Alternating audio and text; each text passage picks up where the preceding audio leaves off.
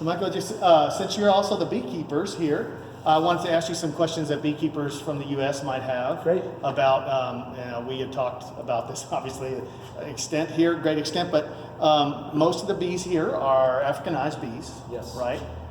So how do you handle those? How do you get production out of those bees versus probably what we're dealing with in, the European bees? What are the amounts that you get per hive, that kind of stuff?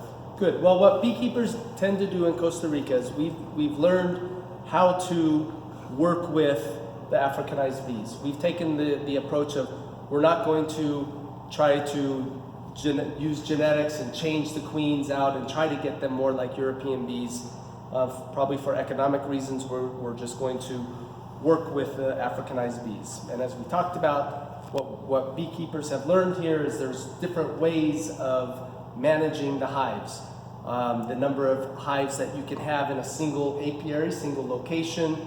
Rule of thumb is no more than 20, otherwise things get out of hand. Spacing between hives, we would never, like I've seen in the United States, put 4 hives back to back in that configuration on a pallet. You have to have maybe 10 feet between each hive, so that vibrations and things, so when you're working on one hive, you're not upsetting the other hive. So management like that, time of day, sunlight, it's always good to work with bees in the sunlight and not on an overcast day. Right. Clothing is important, lots of protective clothing. As we were talking about, duct tape is very essential because they really do find any opening and they love to sting you. Smoke, and just those types of management ways allows us. And then our yield tends to be lower than in the United States, about 30 kilos, which is something like 60 pounds, I guess, or something like that in the United States per year per hive.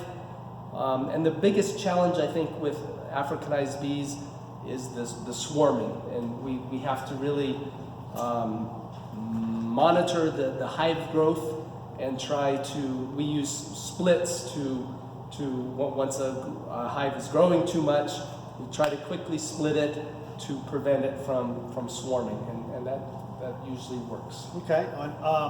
Also, in the U.S., we deal with wintertime and summertime. In Costa Rica, for those that don't know, they don't have a wintertime here. They call the rainy season when it rains, every day almost? Yeah. From what period to what period? And how do you manage the bees during that period? Good. Yeah, I think in some ways our wet season, which in Costa Rica and Costa Rica Spanish we do call the winter time.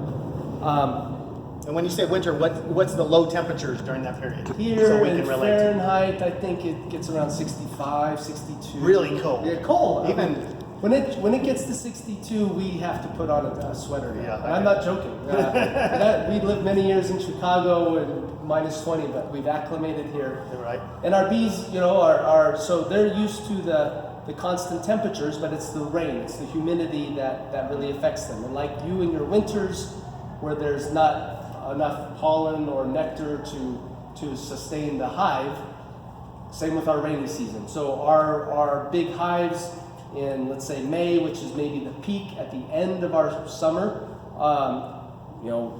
big towers will really dwindle down to 2 deeps, maybe 1 deep in the wintertime, which is at its peak in October. Okay. And during that time, most beekeepers will feed a sugar solution. Right. Some beekeepers opt to keep enough honey in the hives. We've done both with our bees, experimented, and not have to feed. But it's basically that time from July to October, maybe into November, where things just slow down, but you really they do find that just the population goes way down, and as long as the queen is viable, and they seem to come out of that pretty well. Okay, and so the one interesting thing I thought was Costa Rica, known for coffee. You said that is the last flow right before going into your winter, as you call it. Right.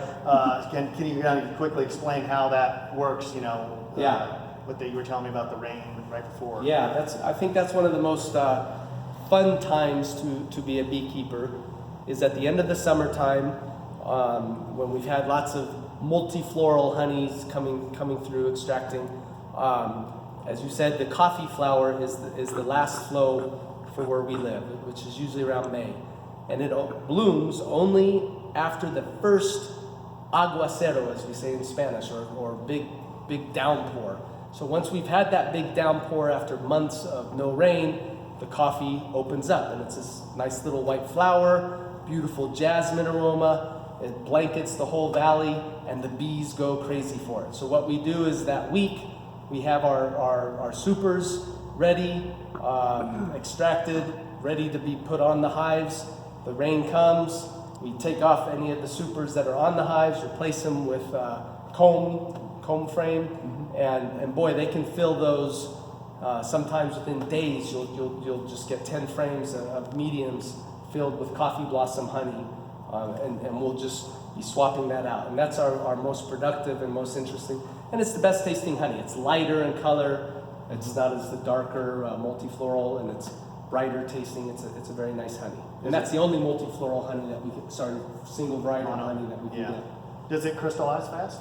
Faster than the multi? Yes, and it kind of depends on the region. We have hives up in what we call roble, and it depends also on the moisture content, but some of those will crystallize within a month. A bucket, a cuvette, a 5-gallon bucket or something. And so yes, it does crystallize. I'm not so sure if I would say all coffee honey per se crystallizes quickly. I think it depends on the region. And there's high altitude coffees and low altitude. That's a whole different industry. Yes, But but that's all peculiar. for us, our coffee honey, where we had our hives, tends to crystallize a lot more rapidly than, let's say, the hives that we have here. Right. Okay. Cool. Thanks. Excellent.